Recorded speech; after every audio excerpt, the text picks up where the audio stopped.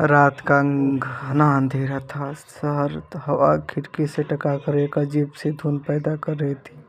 आकाश 28 वर्षीय युवा अपने लैपटॉप पर एक रहस्यमय कहानी लिख रहा था। कहानी इतनी डरावनी थी कि लिखते लिखते उसे खुद ही डर लगने लगा था।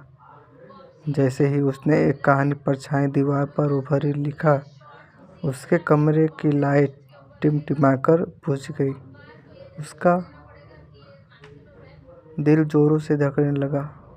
उसने अपने फ़ोन की टॉर्च जलाई और चारों ओर देखा।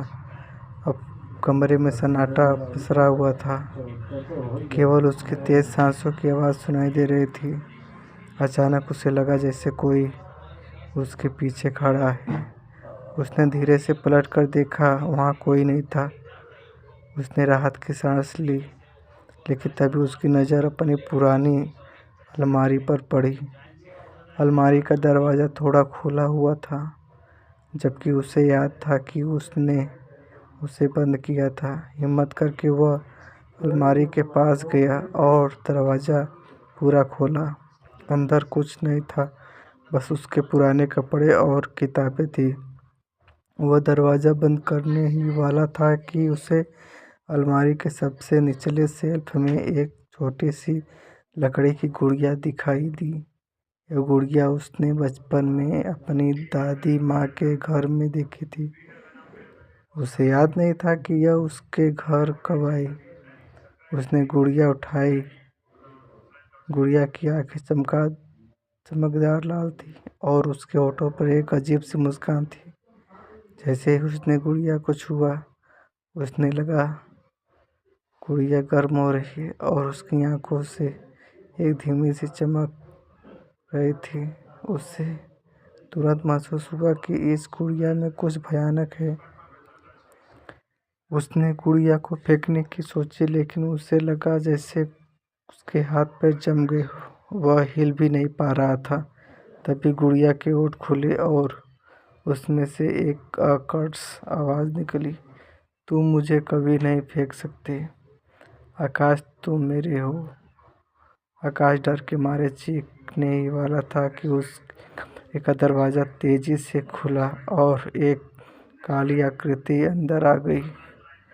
आकृति की आंखें भी गुड़िया की तरह लाल थीं और उसके हाथ लंबे नुकीले नाखूनों वाले थे। आकृति ने आकाश की ओर बढ़ना शुरू किया। आकाश ने अपनी आंखें कसकर बंद कर ली और चिल्लाया, नहीं। अचानक उसे महसूस हुआ कि कोई उसे हिला रहा है। उसने धीरे से अपनी आंखें खोली। उसकी माँ उसके सामने खड़ी थी और चिंता से उसे देख रही थी। आकाश, क्या हुआ? तुम इतना चिल्ला क्यों रहे हो? आकाश ने चारों ओर देखा। वह अपने बिस्तर पर लेटा हुआ था। लैपटॉप पास में बंद पड़ा था। अलमारी का दरवाज़ा बंद था। सब कुछ सामान्य था। वह पसीने से भीगा हुआ था। एक बुरा सपना था। माँ, उसने हंफते हुए कहा। उसकी माँ ने उसे पानी दिया और उसके माथे पे हाथ फेरा। ठीक है बेटा, अब सो जाओ। उसकी माँ कमरे से चली गई। आकाश ने राहत की सांस ली।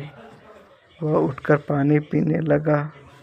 जब वह गिलास रखने वाला अपने बिस्तर पर आया, तो उसकी नज़र अपने तकिए पर वही लाल आंखों वाली गुड़िया रखी हुई थी और उसके होठों पर अभी भी वही भयानक मुस्कान थी। इस बार उसकी आंखों से एक धीमी स्थिर चमक निकल रही थी। आकाश ने ठंडे पसीने में भीगते हुए गुड़िया की ओर देखा। वह जानता था कि यह सिर्फ एक सपना नहीं था। दोस्तों, कहानी लगे तो सब्सक्राइब ज़रूर करिए।